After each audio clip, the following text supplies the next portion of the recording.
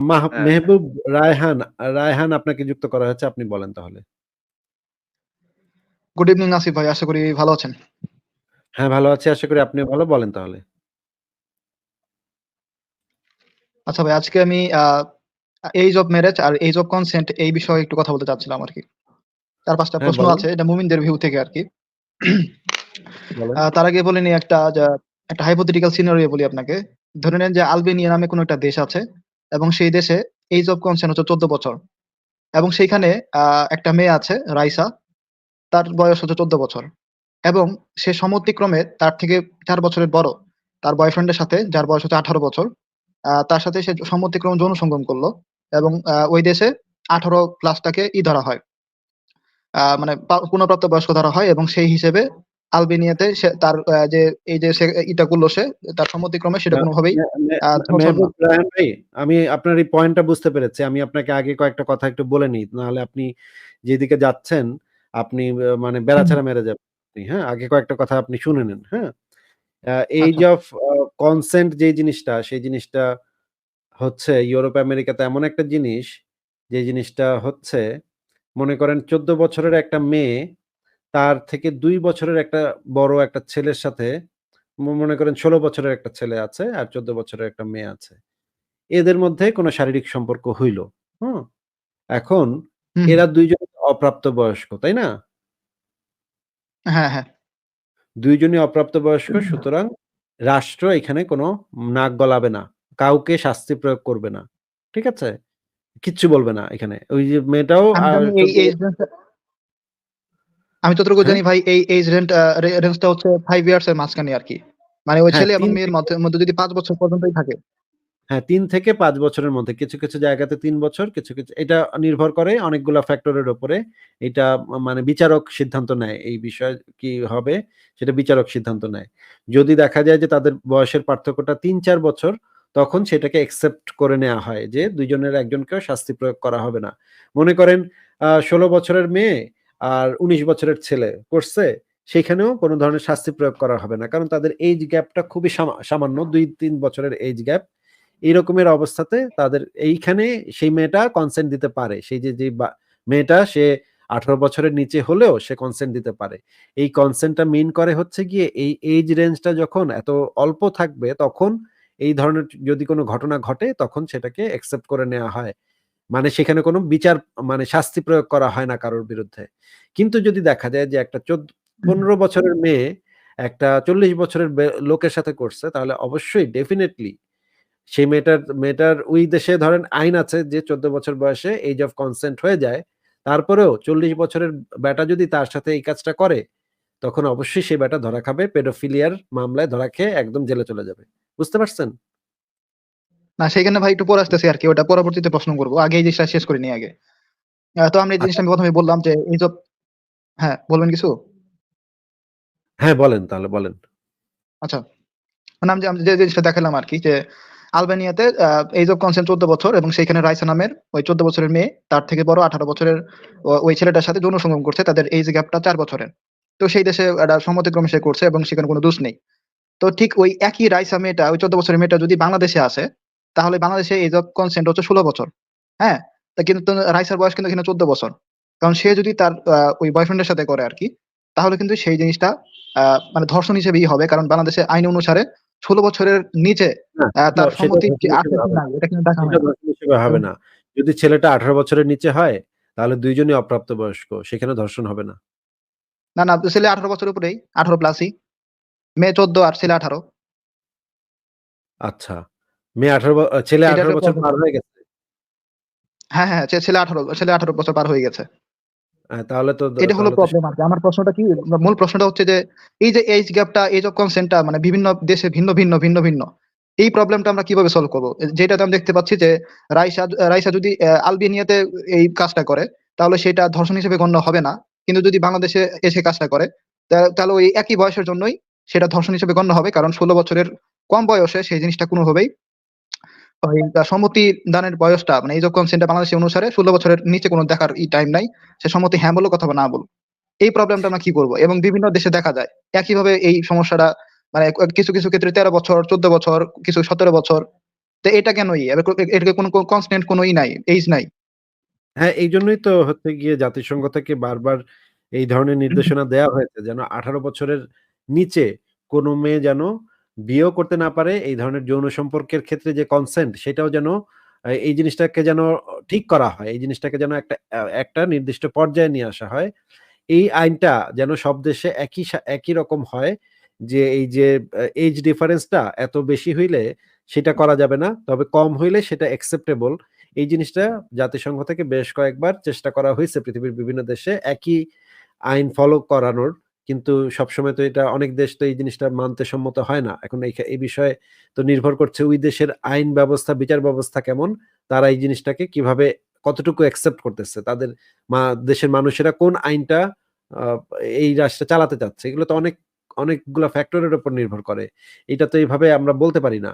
এখন যদি কেউ আলবেনিয়াতেও ওই ধরনের কাজ করে তখন তো তার দেখে করতে হবে যে আইনে কি আছে সেটা দেখে এটা করতে হবে। এবং বাংলাদেশেও যদি তারা এই কাজটা করতে চায় তাহলে আইনে কি আছে সেটা দেখে তারপর করতে হবে। নাহলে তো তারা ধরা খেতেই পারে। তাহলে কি আমি বাংলাদেশে বসে মানে বাংলাদেশের আইন দিয়ে যদি আমি মানে আলবেনিয়াতে ওই রাইসার করা কাজটাকে আমি কি তাকে ধর্ষণ বলতে পারবো? মানে ওই তার বয়ফ্রেন্ডকে কোনোভাবে ধর্ষক বলতে পারি? কারণ তার ওই দেশে এই জিনিসটা কিন্তু সেই অনুসারে বৈধ। কিন্তু আমার আইন অনুসারে আমার দেশে এই জিনিসটা সেটা কিন্তু অবৈধ। এবং কিন্তু সেটা ভাই একদম পাক্কা ধর্ষণ একটা। কিন্তু একটা বিষয় হচ্ছে কোনটা হচ্ছে অপরাধ, রাষ্ট্রের কাছে অপরাধ আর কোনটা হচ্ছে অন্যায়। এই ২ টা কনসেপ্ট তো ভিন্ন জিনিস, তাই না? হ্যাঁ, এটা তো অবশ্যই ভিন্ন জিনিস। সেটা তো মানে অপরাধ হচ্ছে ইয়ের অপরাধটা সাথে হচ্ছে সম্পর্কিত। আইনের সাথে মানে আইনের সম্পর্কিত। সাথে সম্পর্কিত। আইনের সাথে সম্পর্কিত। সে হয়তো আইনে অনেক ক্ষেত্রে মানে পুলিশের কাছে ধরা পড়তেও পারে। হয়তো সে এই কাজটা হয়তো কোনো অন্যায় না। এমনও তো হতে পারে যে মনে করেন এই কাজটা হয়তো কোনো অন্যায় কাজই না আসলে। যেমন ধরেন আমেরিকাতে যদি আপনি পুলিশকে একটা গালি দেন, পুলিশকে মনে করেন বাপ-মা তুলে কয়েকটা গালি দিলেন, এটা আমেরিকার আইনে একদম সিদ্ধ ব্যাপার। আমেরিকাতে যে কনস্টিটিউশন আছে সেই কনস্টিটিউশন এ এটা একটা সম্পূর্ণ বৈধ ব্যাপার। আপনি পুলিশকে বাপ-মা তুইলা, বউ-বাচ্চা তুইলা যেমন ইচ্ছা গালি দিতে পারবেন। কেউ কিচ্ছু আপনাকে করতে পারবে না। কিন্তু এই একই কাজ যদি আপনি বাংলাদেশে এসে করেন, বাংলাদেশের আইনে আপনি ধরা খেয়ে যাবেন বাংলাদেশে। এখন এইটা তো হচ্ছে আইনের ব্যাপার যে সবসময়ই ন্যায়সঙ্গত হবে। মানে আইনে যেটা বলা আছে বা অপরাধ হিসেবে যেটাকে সাব্যস্ত করা হচ্ছে, এটা যে সব ক্ষেত্রে ন্যায়সঙ্গত হবে, এটা তো হলফ করে বলা যাচ্ছে না। এইটা তো হতেও পারে, নাও হতে পারে। যেমন ধরেন বাংলাদেশে আপনি রাত্রেবেলা আ রাস্তায় হাঁটতেছেন। এইটা বাংলাদেশের আইনে একজন পুলিশ আপনাকে ধরলে ৫৪ ধারায় আপনার মামলা ঠুইকা আপনারে জেলে দিয়ে দিবে। কিন্তু অন্য সভ্য কোনো দেশে এটার তো কোনো অন্যায় কাজ। এটা কোনো অন্যায়ও না, অপরাধও না। তাই না? এখন এটা তো হচ্ছে গিয়ে রাষ্ট্রের আ যে রাষ্ট্র যেই জিনিসগুলাকে অপরাধ হিসেবে সাব্যস্ত করতেছে সেইগুলার একটা ত্রুটি। এটার সাথে তো ন্যায় অন্যায়ের সম্পর্ক যে সবসময় থাকবে তা তো না ভাই। হ্যাঁ, এটা অবশ্যই একটা বিষয়।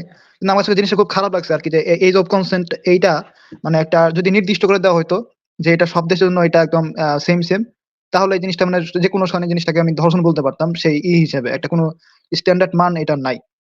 এজ অফ ম্যারেজ এর ক্ষেত্রেও ঠিক একই রকম। আচ্ছা, কিছু মানে মেয়েদের ক্ষেত্রে জিনিসটা মানে ১৮ বছরের আগেও তাদের পরিপক্কতা চলে আসে। মানে মুমিন ভাইরা যখন এই আয়েশা টপিকটা আসে তখন এই কথাটা বলে আরকি। আবার আরেকটা কারো কারো উদাহরণ দিই। ক্ষেত্রে ১৮ পার হলে আরেকটা উদাহরণ দিয়ে নিই। মনে করেন সুইডেনে যদি আপনি আপনার বউয়ের সাথে জোর জবরদস্তি করেন, তাহলে কিন্তু এটা ধর্ষণ ক্যাটেগরির ভিতরে পড়বে। জানেন তো এটা নাকি ভাই? হ্যাঁ, হ্যাঁ, অবশ্যই। মনে ধর্ষণের করেন সাথে তো আপনার বউ বিয়ের কোনো সম্পর্ক নাই। মনে করেন আপনার বউ এখন রাজি না। তার ইচ্ছা করতেছে না। আপনি আপনার ক্যারা উঠছে, আপনি উঠা গেলেন। হ্যাঁ? একদম পুলিশ সুন্দর কইরা আইসা আপনারে বান্দা নিয়ে যাবে, আপনাকে ধর্ষণ মামলা চালান করে দিবে। সুইডেনে হইলে। আর বাংলাদেশে বা পাকিস্তানে হইলে কি হবে ভাই? কিছুই হবে বাংলাদেশে না। আমি আইনগুলা পড়ছি। এখানে বৈবাহিক ধর্ষণের কোনো আলোচনা এখনো করা হয় নাই। এখনো নাই। হ্যাঁ, পাকিস্তানেও নাই, আফগানিস্তানেও নাই। মুসলিম দেশগুলোতে বৈবাহিক ধর্ষণ বলে কিছু হয় না। হ্যাঁ? ওরা নাই। আইনের ভিতরে কিছু নাই। তাইলে মনে করেন বাংলাদেশে একজন মানুষ এটা করতেছে। এটা কি অন্যায় নাকি এটা ন্যায় বলেন তো? এটা অবশ্যই এটা অন্যায় হবে। অনুমতি না কিন্তু এটা নিয়ে তো অপরাধ না। করাটা অপরাধ তো না। অপরাধ তো না, তাই না? না, এটা অপরাধ না। বাংলাদেশেও এটা অপরাধ হবে না, অন্যায় ঠিকই হবে আরকি। আর সুইডেনে এটা অন্যায়ও অপরাধও, তাই তো? হ্যাঁ, হ্যাঁ, এটা অবশ্যই। তার মানে এটার উপর ভিত্তি আইনটা করেই আইনটা সব দেশে তো এক না। কিন্তু ন্যায় অন্যায়টা তো সব দেশে এক, তাই নাকি? হ্যাঁ, এটাও সব দেশেই একরকমই হবে আরকি। ন্যায় অন্যায় জিনিসটা অবজেক্টিভলি হচ্ছে সব দেশে এক। অবজেক্টিভলি আমরা বিচার বিবেচনা করতে পারি। কোনটা ন্যায়, কোনটা অন্যায় সেটা আমরা তথ্য প্রমাণের উপর ভিত্তি করে অবজেক্টিভলি আমরা যাচাই করতে পারি। কিন্তু অপরাধ জিনিসটা হচ্ছে সেই দেশের রাষ্ট্রের আইনে সেটা কি বলা আছে সেই জিনিসটা আমাদের দেখতে হয়, তাই তো? জি, জি, তাই। তাহলে এটা যে সবসময় যে বেশিরভাগ সময় আমরা আশা করি, প্রত্যাশাটা থাকে যে আ আইনটা হবে এমন যেটা হচ্ছে অন্যায় হইলে আদালত তাদেরকে অ অপরাধী সাব্যস্ত করবে। এটা আমাদের একটা প্রত্যাশা। কিন্তু এটা যে সবসময় সত্য হবে, সব রাষ্ট্রের ক্ষেত্রে সত্য হবে, ব্যাপারটা তো এমন না। এটা তো এদিক-সেদিক হয়। বিভিন্ন রাষ্ট্রে বিভিন্ন ধরনের ত্রুটির কারণে, বিভিন্ন ধরনের বিচার বিভাগীয় সমস্যার কারণে এটা তো এদিক-সেদিক হবেই। এইটা দিয়ে তো আসলে কিছু যাচ্ছে আসছে না। যে হ্যাঁ, আপনি যদি মানে আলবেনিয়াতে যেই উদাহরণটা দিলেন, আলবেনিয়াতে ওইটা ধর্ষণ না, বাংলাদেশে আইসা পড়লে সেটা ধর্ষণ। হ্যাঁ, কিন্তু আমরা তো আ এই আইনগুলা যে পৃথিবীর বিভিন্ন দেশে বিভিন্ন রকম সেটা তো আমরা অলরেডি জানি। এটার ভেতরে তো কোনো নাই, ডিসপিউট নাই। আমাদের ইয়াটা হচ্ছে, আলোচনার বিষয়টা হচ্ছে যে আয়েশার ক্ষেত্রে যখন আপনি বিবেচনাটা করেন, সেটা একটা অন্যায়। সেটা আমরা অবজেক্টিভলি এটাকে আমরা দেখাইতে পারি যে এটা একটা অন্যায় ঘটছে এবং এইটা যখন আইন হিসেবে প্রতিষ্ঠিত হয় তখনও সেটা একটা অন্যায় থাকে, তাই না? হ্যাঁ, হ্যাঁ। হ্যাঁ, এবার বলেন আয়েশার কথা এটা কি একটা মুভি বলছিলেন? নিয়ে প্রশ্ন করছিল আরকি যে মানে বর্তমান সময়ে যে আমরা এইজ অফ কনসেন্ট ষোলো ধরতেছি, মানে বিভিন্ন সময় তো বিভিন্ন মানে দেশের বিভিন্নই থাকে আরকি। এটা দিয়ে কি আমরা ওই ১৪০০ বছর আগের আয়েশার এইজ অফ কনসেন্ট টাকে জাজ করতে পারি? কারণ এটা তো কোনো নাই মানে কোন কনস্ট্যান্ট কোন আইন নাই যে এটা ওই সময় হয়তোবা এইজ অফ কনসেন্ট আইনের কম কথা ছিল। আবার কেন আসছে? আইনের সাথে তো মানে ন্যায় অন্যায়ের সম্পর্ক নাই। একটু আগে না আপনাকে বইলা শেষ করলাম ভাই। হ্যাঁ, হ্যাঁ, হ্যাঁ। এটা একটু আগে না অবশ্যই। আপনাকে আমি এই বইলা জিনিসটা শেষ মানে মুভিটা করলাম বলতে ভাই। আরকি। ভাই একটু আগে না আপনাকে বইলা শেষ করলাম যে ভাই মাত্রই বললাম ভাই, যে এটা যে সবসময় প্রযোজ্য হবে, ন্যায়টাই আইন হিসেবে ন্যায় হিসেবে থাকবে বা ন্যায় কথাটাই অন্যায় জিনিসটাই আইন হিসেবে অপরাধ হিসেবে সাব্যস্ত হবে। এমন তো আমরা হলফ করে বলতে পারি না ভাই। যেমন ধরেন মুরতাদকে মানে ইসলামে বলা আছে ইসলামী শরিয়া আইন কায়েম হইলে মুরতাদকে মেরে ফেলতে হবে। এইটা একটা আইন, ইসলামী শরিয়ার আইন। তার মানে তো এইটা না যে এটা ন্যায় হয়ে গেছে। এটা তো একটা অন্যায় আছে। সেটা আইন হিসেবে প্রয়োগ হইলেও তো সেটা অন্যায় আছে। তাকে অপরাধী সাব্যস্ত করা হইছে। মনে করেন আমি মুরতাদ। আমাকে একটা ইসলামী শরিয়া রাষ্ট্রে আমাকে কতল করা নিয়ে যাচ্ছে আমাকে কতল করতে। কিন্তু আমি তো নির্দোষ, তাই না? ন্যায়ের দিক থেকে তো আমি নির্দোষ। কিন্তু ওই তাদের রাষ্ট্রীয় আইনে আমি অপরাধী নাকি? হ্যাঁ, হ্যাঁ, অবশ্যই। অবশ্যই পার্থক্যটা বুঝতে পারছি আরকি। তাহলে তো সেই অনুসারে সবসময় তো তো এটা সবসময় তো এটা আমরা হলফ করে বলতে পারি না যে আইনটা ওই ন্যায় অন্যায়ের অবজেক্টিভ ন্যায় অন্যায়ের ধারণা থেকেই আসবে। এটা তো আমরা সবসময় হলফ করে বলতে পারি না। আসতে পারে, নাও আসতে পারে। এটা তো বলা যায় না জি, হলফ করে। যদি ব্যবস্থাটা গণতান্ত্রিক হয়, ব্যবস্থাটা সভ্য হয়, ওই সমাজের মানুষ শিক্ষিত হয় তাহলে আইনগুলা ডেভেলপ করে এবং ন্যায় অন্যায়ের সাথে ন্যায় অন্যায়ের যে অবজেক্টিভ ন্যায় অন্যায়ের ধারণার সাথে কম্প্যাটিবল হয়ে যায় আস্তে, আস্তে। কিন্তু যত সেই সমাজটা অসভ্য থাকে তখন ইনকম্প্যাটিবল থাকে। ন্যায় অন্যায়ের ধারণার সাথে ইনকম্প্যাটিবল থাকে। বুঝছেন ভাই? হ্যাঁ, হ্যাঁ, অবশ্যই। আচ্ছা তাহলে আপনি বা আমরা মাঝে, মাঝে যে বলি যে মানে আয়েশার ক্ষেত্রে আরকি যে তার ওই সে সম্মতি দিতে পারত না কারণ সে সম্মতি দানের বয়সেই পৌঁছায় নাই। তো আপনি যখন এই জিনিসটা বলেন তখন সেটা কোন বয়সটাকে মানে স্ট্যান্ডার্ড ধরে আপনি জিনিসটাকে বলেন? ১৬ বছর নাকি ১৮ বছর? এটা বিভিন্ন জায়গাতে বিভিন্ন রকমের হতে পারে। যে জিনিসটা হচ্ছে যে পিরিয়ড শুরু হওয়ার ৪-৫ বছর একটা মানুষের এটা আমরা ইতিহাস থেকেই জানি। অসংখ্য মানুষের উপর পরীক্ষা-নিরীক্ষা করেই জানা গেছে যে একটা মেয়ের যখন পিরিয়ড শুরু হয়, পিরিয়ড শুরু হওয়ার পরে ৪-৫ বছর তার ভিতরে নানা ধরনের শারীরিক এবং মানসিক পরিবর্তন ঘটতে থাকে। এবং এই পরিবর্তনগুলা তার বিভিন্ন ধরনের হরমোনের কারণে এত বড় পরিবর্তন ঘটে যে এই সময় একটা ছেলে বা মেয়ে তাদের যে মানে সুস্থ চিন্তা ভাবনা, সেই মানে আ যুক্তি দিয়ে চিন্তা ভাবনা, এই কাজগুলা তারা করতে পারে না। তারা বেশিরভাগ সময় আবেগের বশবর্তী হয়ে কিছু হুটহাট সিদ্ধান্ত নেয়। এটা ১০,০০০ বছর আগেও যেরকম প্রযোজ্য ছিল, এখনো সেরকম প্রযোজ্য, ৫,০০০ বছর পরেও একই রকমের ভাবে প্রযোজ্য থাকবে। যদি কোনো মানব প্রজাতির ভিতরে কোনো বড় পরিবর্তন না হয়, বড় কোনো ধরনের মানে বিপর্যয় না হয় তাহলে ৫,০০০ বছর আগেও যেরকম ছিল, ৫,০০০ বছর পরেও একই রকম থাকবে। এখনো এই একই রকম আছে। এই যে জিনিসটা হচ্ছে, যে ইনফরমেশনটা হচ্ছে যে একটা বালক বা বালিকার যখন পিরিয়ড শুরু হয় তখন তার ৪-৫ বছর সময়টা ধীরে তার শরীর ডেভেলপ করতে থাকে, তার বোন স্ট্রাকচার ডেভেলপ করতে থাকে। তার হরমোন গুলা শরীরের সাথে আম হতে থাকে। আ মানে অ্যাডজাস্ট হতে থাকে। এবং আ এই সময় তার মানসিক বিকাশও ঘটে। এই সময় সে চিন্তাভাবনা ঠিকভাবে করা শিখতে শুরু করে। আ এই জিনিসটাকে আমরা একটা স্ট্যান্ডার্ড ধরেছি 18 বছর, যেইটা আমরা অনেক গবেষণার মাধ্যমে পেয়েছি। যে এই 18 বছরের কাছাকাছি যত আসে তত তাদের আ এই ডেভেলপমেন্টটা পূর্ণ হয়। কারণ এরপরে যদি তারা বাচ্চা নেয় তখন বাচ্চার মাতৃমৃত্যুর হারটা অনেক কমে যায়। সেও মানে তার শরীরটাও ডেভেলপড, সে মানসিকভাবেও শক্তিশালী এবং সে আত্মনির্ভরশীল হওয়ার পথেও অনেকখানি এগিয়ে গেছে।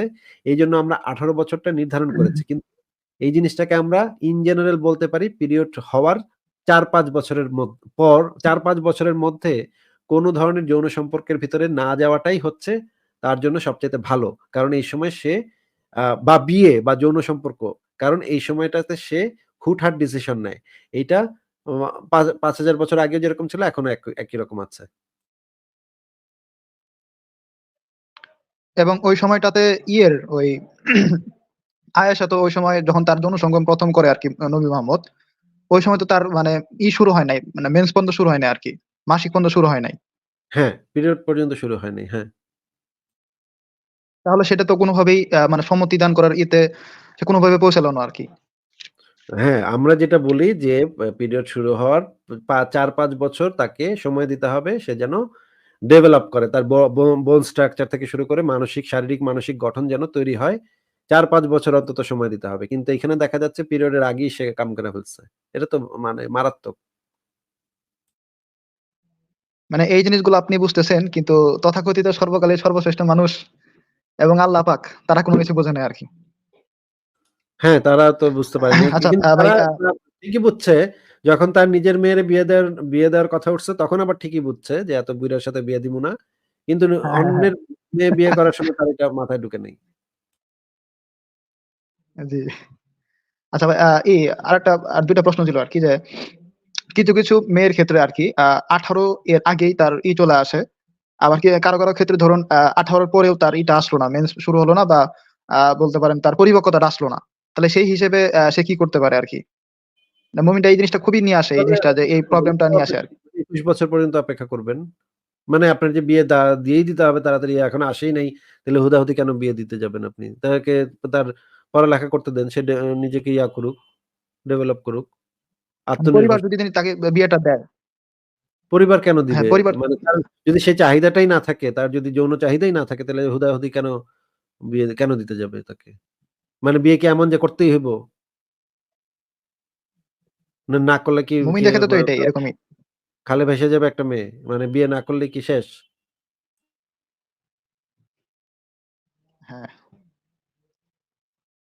আর যদি ১৮ মানে র আগে এটা চলে আসে তাহলে সেই ক্ষেত্রে কি মানে তাকে যদি মানে সে যদি করে আরকি মানে বিয়ে করে তাহলে কি সেটা অনৈতিক হবে? কারো ক্ষেত্রে হয় না যে সবকিছু মানে একটু ডেভেলপ তাড়াতাড়ি হয় আরকি। বা তার আগে চলে আসে। ১৮ এর আগে বিয়ে দেয়া তো অনৈতিকই হবে। যদি এইরকম হয় যে ১-২ বছরের গ্যাপ, বা হাসব্যান্ড এর সাথে ১-২ বছরের গ্যাপ, তখন আমরা হয়তো সেই জিনিসটা আমরা দেখেও না দেখার ভান করতে পারি। আচ্ছা ঠিক আছে, ওরা মানে ছোট মানুষ ভুল করে ফেলছে। কিন্তু যদি এরকম হয় যে একজন প্রাপ্তবয়স্ক ৪০ বছর ৫০ বছর বয়স, সে সবকিছু বুঝে, জানে বুঝে, তার জ্ঞান বুদ্ধি ঠিকই আছে। কিন্তু সে হচ্ছে গিয়ে বাচ্চা মেয়েটাকে বিয়ে করছে। কারণ বাচ্চা মেয়েটা তো বুঝে না। বাচ্চা মেয়েটাকে তো হয়তো সে এইভাবে, তার যেহেতু একটা পাওয়ার আছে, আ মানে একটা বয়স তো একটা পাওয়ার, হ্যাঁ? যখন একটা সম্পর্ক হয়, ২ জনের ভিতরে সম্পর্ক হয়, বয়সটা কিন্তু আ একটা আ পাওয়ার তৈরি করে ওই সম্পর্কটার ক্ষেত্রে, হ্যাঁ? যে আমি হচ্ছে গিয়ে এই সম্পর্কটার ভিতরে আমি হচ্ছে চালিকা শক্তি। এই লোকটা যখন অনেক বয়স অনেক বেশি থাকে, তখন তার উপরে সেই দায়িত্বটা বর্তায় যে সে এই জিনিসটা বুঝবে। সে যদি এইটা না করে তাহলে তো সে অপরাধ করছে। আচ্ছা, হ্যাঁ। আচ্ছা এইজ অফ কনসেন্ট নিয়ে মুমিন একটা কথা বলে যে, আপনারা এইজ অফ কনসেন্ট নিয়ে ওই জেনাটাকে প্রমোট করতেছেন। কিন্তু এখানে বিয়ে করলে সমস্যা কোথায়? তাহলে একটা ১৬ বছরের মেয়ে করতে পারবে কিন্তু সে বিয়ে করলে সমস্যা কোথায়? আপনারা এটাকে কেন করছেন? এটা আমাদের প্রতি সমস্যা করতে অনেকে বলে আরকি। এই জিনিসটা কি আবার নতুন করে বলতে হবে? বিয়ে করলে তো যে কত সমস্যা। একটা মেয়ে যখন এইভাবে কম বয়সে বিয়ে দিয়ে দেওয়া হবে, ১২-১৩ বছরে বিয়ে দিয়ে দেওয়া হবে। এটা তো লক্ষ এটার সমস্যার লিস্ট করলেও তো আমি শেষ করতে পারব না। সারা জীবন লাগবে আমার লিস্ট করতে গেলে। যেমন হচ্ছে গিয়ে একটা মেয়ে আত্মনির্ভরশীল হবে না তাহলে কখনোই। বিয়ে হয়ে গেলে সে সংসারের দায়িত্ব তার কাঁধে বর্তায়। এত বড় একটা সংসারের দায়িত্ব যখন একজনের কাঁধে বর্তায় তখন তো তার নিজেকে ডেভেলপ করার যে সময়টা, সেটা সে আর পায় না। সে তার সেই সময়টা তার খেলাধুলা করার সময়, সেই সময়টা তার নিজেকে তৈরি করার সময়, পড়ালেখা করার সময়, সেই সময়টা তার যেটা করতে হবে যে তার স্বামীর সেবা করতে হবে, শ্বশুর-শাশুড়ির সেবা করতে হবে। তার মানে নিজের যে আত্মনির্ভরশীল হিসেবে নিজেকে গড়ে তোলা সেটাই তার নষ্ট হয়ে যাবে। তারপরে তো এটা তো শুধুমাত্র একটা পড়ালেখার ক্ষেত্রে দেখালাম।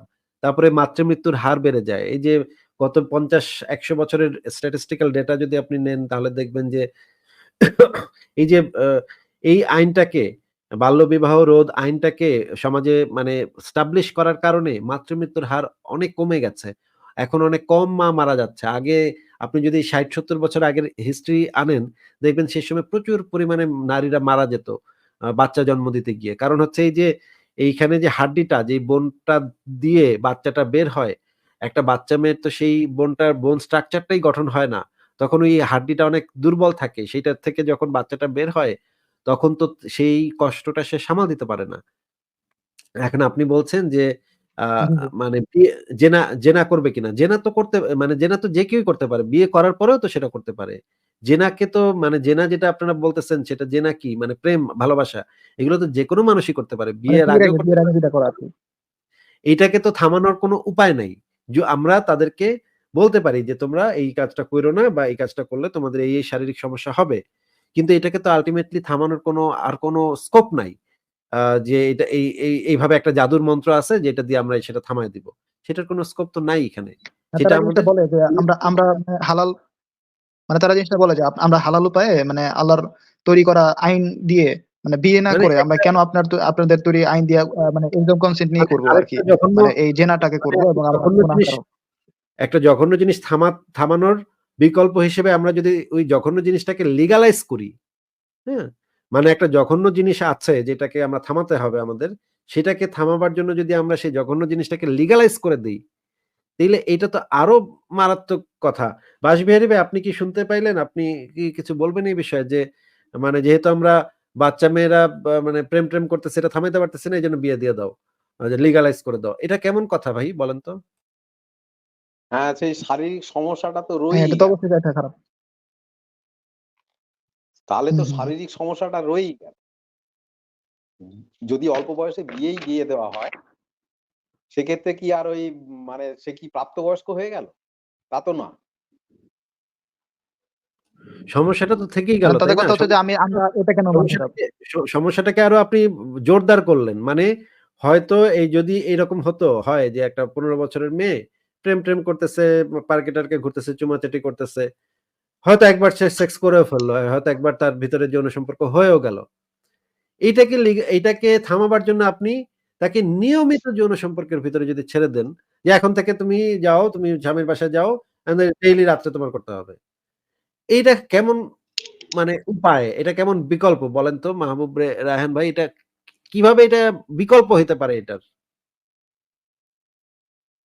হ্যাঁ, এটা মানে একটা আরো মানে হাস্যকর ১০০ গুণ খারাপ পরিস্থিতি এবং সেখানে তার মানে বেবিও হয়ে যেতে পারে। তখন আরো সমস্যা দেখা দিবে। আচ্ছা ১ সেকেন্ড একটু দাঁড়ান আমি একটু দেখি। ইকবাল আপনাকে যুক্ত করা হয়েছে। আপনি একটু কথা বলেন তো। হ্যাঁ, আসিফ ভাই ভালো আছেন? হ্যাঁ, ইকবাল ভাই ভালো আছি। আপনার কি অবস্থা? এই তো চলতেছে আরকি। একটু সময় হলো আরকি বা আমি চলে আসলাম আপনার এই লাইভটা কিছুক্ষণ যাবৎ শুনতেছিলাম আরকি। তো ভাবলাম একটু জয়েন হই। অনেক ভালো করেছেন ইকবাল ভাই। ইকবাল ভাই আমি আপনাকে যেটা শুরুতেই তাহলে আপনাকে একটা প্রশ্ন করি যে এই যে মানে আ বাচ্চা মেয়েরা জেনা করবে, হ্যাঁ? পার্কে গিয়ে চুমাচাটি করবে বা চিপায় গিয়ে একটু টিপাটিপি করবে, হ্যাঁ? ধরে ইচ্ছে করতেছে এরকম।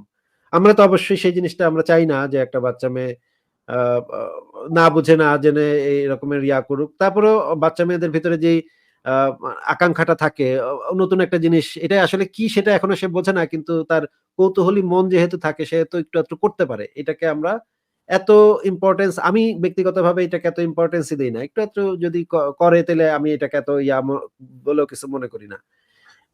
ওনারা মুমিনরা প্রস্তাব করতেছে যে এই সমস্যাটার সমাধানটা হচ্ছে তাদেরকে বিয়ে দিয়ে দেওয়া। বিয়ে দিয়ে দিলে তো আর তারা জেনা-টেনা করতেছে না। ইকবাল ভাই আপনার কাছে আমার প্রশ্ন যে এটা কেমন সলিউশন আমি তো বুঝতেছি না। না এটা তো সলিউশন হলো না। তারা যদি এটাকে প্রবলেম মনে করে, হ্যাঁ? এই জিনিসটাকে ধরেন এটা প্রবলেম কি প্রবলেম না সেটা পরে আলোচনা করা যাবে। কিন্তু তারা যদি এটাকে প্রবলেম মনে করে অলরেডি, তাহলে এই জিনিসটাকে জাস্ট লিগ্যালাইজ করলে তো এটা এমন না যে প্রবলেমটা চলে গেল। তো আমি এটাকে তো কোনো মানে তাদের যে সলিউশন যেটা যে এটা ঠিক আছে লিগ্যালাইজ করে দেন এটারে, হ্যাঁ? এই একই মানে ব্যবহার, একই অ্যাক্ট তারা যে শুধুমাত্র এটা আইনের মধ্যে নিয়ে আসলো। তো প্রবলেম তো সলভ হলো না। এটা কেন প্রবলেম এটা দেখাইতে হবে। তারপরে দেখাইতে হবে যে এই জিনিসটা যদি ওই আপনার বিয়ের মধ্যে নিয়ে আসে আরকি লিগ্যালাইজ যদি করে, সেই যে কেন প্রবলেম সেটাকে অ্যাড্রেস করতেছে। যদি না হয় তাহলে তো এটা তো অ্যাকসেপ্টেবল সলিউশন হবে না। আর আপনি যেটা বললেন আরকি যে এই বয়সের এইটা আপনি তো প্রমোট করতেছেন। আপনি তো বলতেছেন না যে ভাই এইটা ভালো জিনিস বা এইটা করা উচিত বা এটা এরকম কিছু না। আপনি যেটা এইটাকে এই ব্যবহারটাকে যেভাবে দেখতেছেন আরকি যে এটা তারা কৌতূহলী, তারা এক্সপ্লোর করতেছে এবং আপ আ আ এইখানে যেটা করা যেতে পারে সেটা হচ্ছে তাদেরকে আ জ্ঞান দেওয়া যেতে পারে যে কিভাবে সেফ থাকা যায়, কোনটা করা উচিত, কোনটা করা উচিত না এভাবে। এবং তারা যেহেতু অ্যাডাল্ট না, আপনি তো তাদেরকে মানে পানিশ করতে পারেন না ওইভাবে যে তারা আ কেন এভাবে এক্সপ্লোর করতেছে। সো এটা যদি প্রবলেম হয়, দেখাইতে হবে এটা কেন প্রবলেম এবং সলিউশনটা কেন প্রবলেম সেটাকে যাতে অ্যাড্রেস করে এরকম একটা সলিউশন হইতে হবে এবং শুধুমাত্র জাস্ট লিগ্যালাইজ করে দেওয়া যে, ঠিক আছে ভাই এটা বিয়ে এখন তোমরা ইচ্ছা মতো করো। সেটা তো সেই কেন প্রবলেম সেটাকে অ্যাড্রেস করতেছে না। তাহলে তো ইকবাল ভাই আমরা কিন্তু মানে আরেকটা সলিউশন আমরা এখান থেকে বের করতে পারি। যদি মনে করেন যে আমরা যদি রেপটাকে লিগ্যালাইজ করে দেই, হ্যাঁ, মনে করেন আমরা যদি এরকম একটা আইন তৈরি করতে পারি যে রেপ করাটা লিগ্যাল এখন থেকে। হুম। এখন থেকে তোমরা রেপ করতে পারো, অসুবিধা নেই। সরকার থেকে এই ধরনের একটা ইয়া দেয়া হলো। তাহলে তো রেপ অনেক কমে যাবে। লিগ্যালি ওরা রেপ করবে, তাহলে সমস্যাটা কোথায়? এটা আপনি ঠিকই বলছেন। তবে একটা জিনিস আমি একটু পয়েন্ট আউট করতে চাই সেটা হচ্ছে আপনি যদিও মানে ব্যাপারটাকে প্রেজেন্ট করতেছেন একদম অ্যাবসার্ড একটা নোশন হিসেবে যে এটা তো মানে একটা এই জিনিসটাকে বলা হাইপারবোলি আরকি, হ্যাঁ? যে খুবই এক্সট্রিম একটা উদাহরণ দিয়ে আপনি একটা পয়েন্ট মেক করার চেষ্টা করতেছেন। কিন্তু দুঃখজনক ব্যাপারটা হচ্ছে যে এটা আসলে মুসলিম দেশে এটা একটা বাস্তবতা, তাই না? ধরেন ম্যারিটাল রেপ বলে আসলে কিছু নাই। সুতরাং তাদের দেশে ম্যারিটাল রেপ হয় না। এটা কিন্তু অ্যাকচুয়ালি বাস্তবতা, ঠিক না আসিফ ভাই? হ্যাঁ, অনেক ধরনের রেপই আসলে রেপ হিসেবে মানে ইয়া করা হয় না এবং গণ্য হয় না। যদি এবং তারা কিন্তু ইনফেক্ট খুব রেপ হয়ও, তখনও সেটার তো বিচার নাই আসলে। কোন বিচার নাই এবং তারা খুবই গর্ব সহকারে বলে যে আমাদের দেশে রেপ কম বা whatever কারণ তারা ওই জিনিসগুলোকে রেপ বলেই গণ্য করে না। সো আপনি যে উদাহরণটা দিচ্ছিলেন, হ্যাঁ, এটা তো অবশ্যই কেউ মানবে না। কারণ রেপ কেন খারাপ? হ্যাঁ? সেইটাকে তো ওই রেপটাকে যদি লিগ্যালাইজ করে দেন, কেন খারাপ সেটাকে তো অ্যাড্রেস করতেছে না। সেটা তো খারাপ রয়েই গেল, তাই না? তো আপনি যদিও উদাহরণ হিসেবে ব্যবহার করতেছিলেন, একটা এক্সট্রিম উদাহরণ হিসেবে যেটা কিনা সবাই বুঝতে পারবে যে না, না লিগ্যালাইজ করলেই তো সমস্যার সমাধান হচ্ছে না। কিন্তু আইরনিটা হচ্ছে দুঃখজনক ব্যাপারটা হচ্ছে যে এই জিনিসটা অ্যাকচুয়ালি মুসলিম দেশে মুসলিম আইন অনুযায়ী এটা একটা প্র্যাকটিস। এটা একটা মানে বাস্তবে হওয়া একটা প্র্যাকটিস যেখানে যে জিনিসগুলো রেপ হওয়া মানে রেপ বলে গণ্য হওয়া উচিত এবং অনেক দেশে আসলে সে যেটা রেপ কারণ সেখানে সম্মতি নাই এট লিস্ট একটা পার্টির। ইসলামী আইন অনুযায়ী সেটা রেপই না। সো আ হুম। হ্যাঁ, মেহবুব রেহান আপনি বলেন তাহলে আপনার আর কি কিছু পয়েন্ট আছে? মানে এই কথাটা যদি আপনি বলেন তাদেরকে, তারা বলবে যে মানে যে এই জব কনসেন্ট এর মাধ্যমে মানে কোন ছেলে-মেয়ে যদি জিনিসটা করে, তাহলে সেক্ষেত্রে বলবে যে এটা আ আ এটা সামাজিক অবক্ষয় সৃষ্টি করছে, এটা অশ্লীলতা কিভাবে? ছড়াচ্ছে। আ কিভাবে? এই কিভাবে? জিনিসগুলো মানে এই যে কথাগুলো সামাজিক অবক্ষয় সৃষ্টি করছে, অশ্লীলতা ছড়াচ্ছে এই ব্যাপারগুলো তো ওই পার্সপেক্টিভ থেকে তখন ওই পার্সপেক্টিভ থেকে যেটা কিনা অলরেডি ইসলাম আপনার প্রচার করতেছে। সেই পার্সপেক্টিভ থেকে ঠিক না? আপনি যদি নিউট্রাল হ্যাঁ, পয়েন্ট হ্যাঁ, থেকে হ্যাঁ। দেখেন, নিউট্রাল পয়েন্ট থেকে যদি আপনি এই জিনিসটাকে অ্যাসেস করেন, আপনাকে তো দেখাইতে হবে জিনিসটা যে এটা অশ্লীলতা করতেছে, প্রমোট করতেছে কিংবা ধরেন সামাজিক অবক্ষয়। এইগুলো সামাজিক অবক্ষয় এবং অশ্লীলতা তখনই যখন কিনা আপনি ইসলামিক যে যে অ্যাটিটিউড এই ব্যাপারে সেটা আপনি গ্রহণ করে ফেলছেন, ঠিক না? জি, জি। তো ইসলামিক অ্যাটিটিউডটা গ্রহণ করে কোনো কিছুকে প্রবলেম বলে তারপর যদি আপনি সলিউশন দেন ইসলামকে, মানে ইসলামকেই সলিউশন হিসেবে প্রেজেন্ট করেন, সেটা তো সার্কুলার হয়ে গেল, ঠিক না জিনিসটা? হ্যাঁ, হ্যাঁ। এটা মূল রিজনিংটা না দিয়ে আরকি। মূল রিজনটা তো আচ্ছা, আপনি ১ দিচ্ছেন সেকেন্ড না। আমি একজন আমাদের এখানে আছেন বোধহয়, আমি একটু দেখে নেই ওনাকে একটু যুক্ত করে। স্পৃহা আপনাকে যুক্ত করা হয়েছে। আপনি একটু কথা বলেন তো। হ্যালো, ভাইয়া হ্যালো। শুনতে হ্যাঁ, পাচ্ছেন? হ্যাঁ শুনতে হ্যাঁ, পাচ্ছি। ভাইয়া শুনতে পাচ্ছেন? আপনি শুনতে পাচ্ছেন? হ্যাঁ, হ্যাঁ শুনতে পাচ্ছি। ভাইয়া আমার একটু আ কোয়েশ্চেন ছিল আপনার কাছে। আচ্ছা, একটু পরে করেন কোয়েশ্চেনটা। আপনি থাকেন কিছুক্ষণ। আমি আচ্ছা, জাস্ট আচ্ছা। আপনাকে যুক্ত করলাম যে এই বিষয়ে আপনার কোনো মতামত আছে কিনা? যে এই যে ইসলামে যে বাল্যবিবাহ, বাচ্চা মেয়েদের সাথে যে এটা করা যায়, বিয়েও করা যায়, যৌন সম্পর্ক করা যায়। এটা আপনার এই বিষয়ে আপনার কি কোনো মতামত আছে? আ আমার মতামত হচ্ছে যে এটা আসলে একটা দেশের মানুষের আম বিশ্বাস, নৈতিকতা, তাদের চিন্তার পরিধির উপরে ডিপেন্ড করে তারা হয়তোবা সেটাকে গ্রহণ করে বা বর্জন করে। একটা দেশ যতটা সভ্য না, না, হয় না। তারা আমি আপনাকে যেই জিজ্ঞেস জিনিস করছি যে আপনার কাছে এটা কিরকম মনে হয়? আ অন্যরা কিভাবে গ্রহণ করে না, না করে সেটা না। আপনার কাছে কেমন মনে হয় যে একটা বাচ্চা মেয়েকে একটা প্রাপ্তবয়স্ক পুরুষ বা না, না, বয়স্ক না। পুরুষ এটা এটা বিয়ে করতে এটা আমার কাছে মোটেও গ্রহণযোগ্য না। আমি এটা মানে আমার আমি অ্যাকসেপ্ট করতে পারছি না এটা। আমার আচ্ছা, কাছে আচ্ছা। অ্যাকসেপ্টেবল না। ঠিক আছে, ঠিক আছে। ইকবাল ভাই যেটা বলছিলেন শেষ করেন তাহলে। সরি। আচ্ছা আমি ওই উনি আ যেভাবে প্রেজেন্ট করতেছিলেন ব্যাপারটাকে, আমি জাস্ট এটাই বলতে চাচ্ছি যে সেই পজিশনটা অলরেডি যদি আপনি ইসলামকে অ্যাকসেপ্ট করেন আরকি, বা ইসলাম যেটা বলতেছে সেটাকে যদি অলরেডি গ্রহণ করেন, তখন সেটা একটা প্রবলেম। ফর এক্সাম্পল ধরেন আম ইসলামের যে দেনমোহরের ব্যাপারটা আছে না? ইসলামের দেনমোহর যদি বিয়ে আ যদি ডিভোর্সে চলে যায়, আপনারা দেখবেন যে মুমিনরা অনেক সময় বলবে যে তখন কিন্তু নারীটা একটা দেনমোহর একটা সার্টেন অ্যামাউন্ট পাবে, যেটা দিয়ে সে চলতে পারবে, এবং সেই দেনমোহর যদি না থাকে তাহলে নারীটা কি করবে?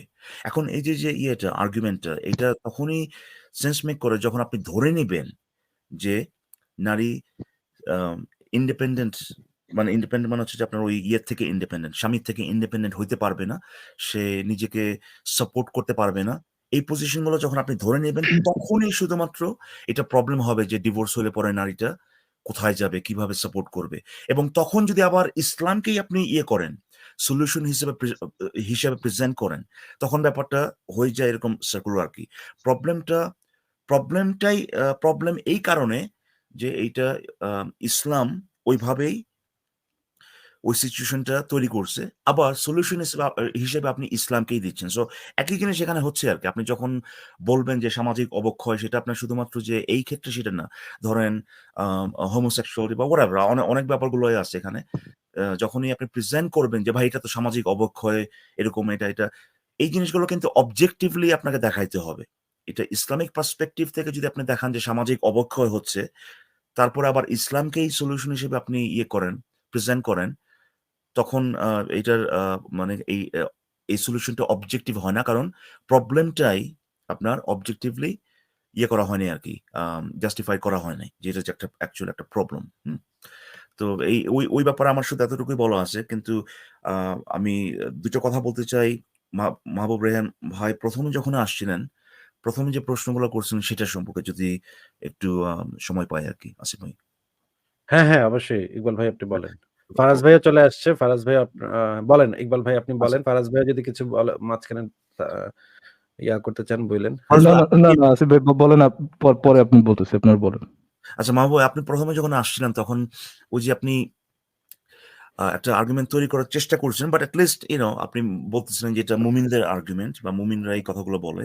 সেটার সেই আর্গুমেন্টের বেসিসটা ছিল এইটা যে বিভিন্ন দেশে বিভিন্ন ধরনের আইন আছে। ঠিক না? বেসিক্যালি তো এইটাই, তাই না?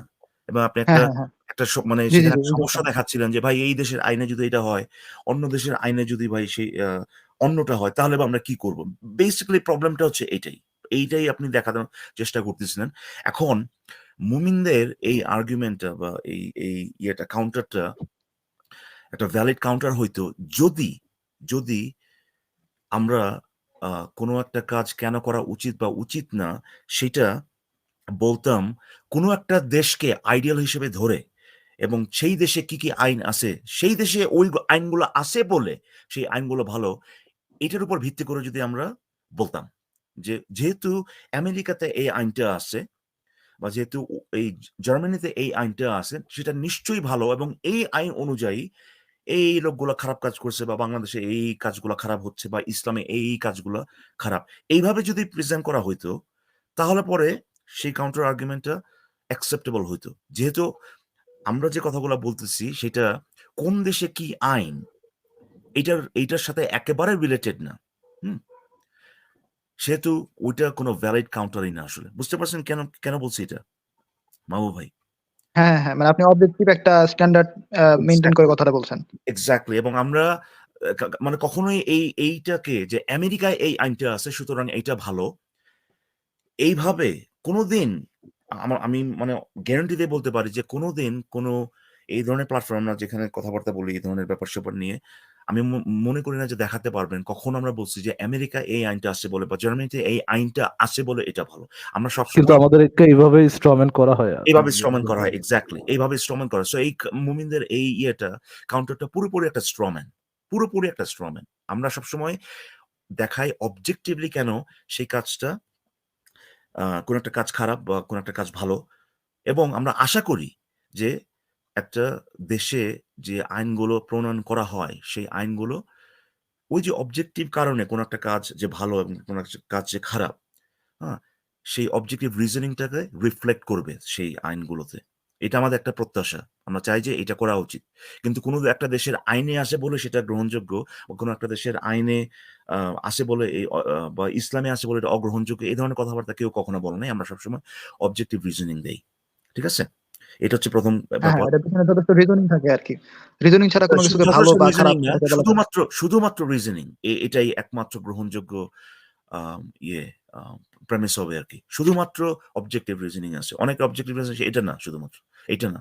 শুধুমাত্র অবজেক্টিভ রিজনিং আছে। এই কারণে আমরা বলি যে এই কাজটা করার অধিকার মানুষের থাকা উচিত কিংবা থাকা উচিত না। এবং আইনটা কিন্তু আমরা এরকম আশা করি যে প্রত্যেকটা দেশই আইন প্রণয়ন করবে ওই অবজেক্টিভ রিজনিং এর উপর বেস করে এবং সেটা যদি করে তাহলে আপনি দেখবেন যে আপনি পৃথিবীর যেখানেই যান না কেন, আইনগুলোর মধ্যে একটা হারমোনি চলে আসবে তখন।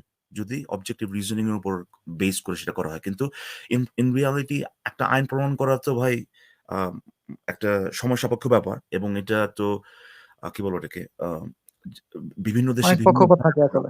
তাই না? বিভিন্ন দেশে বিভিন্নভাবে করা হয়। সে কারণে আইন থাকা মানে এই না যে সেটা একটা অবজেক্টিভ রিজনিং এর উপর বেস করে সেটা করা হচ্ছে।